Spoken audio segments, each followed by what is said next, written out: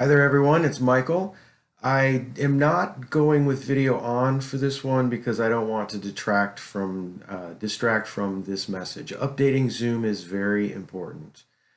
Zoom is constantly adding new functionality and new enhancements, so checking your updates is an important thing to do while you're using Zoom.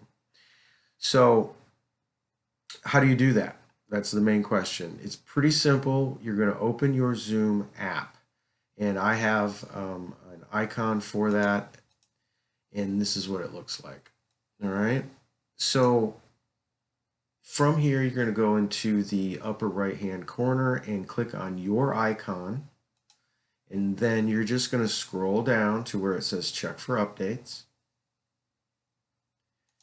When you click that, it will tell you whether or not you are up to date. I'm up to date. I encourage you to be up to date. It's the best way to get the most functionality out of Zoom. And you can also click here and get sent to the website to check out the release notes, which will tell you what the new goodies are.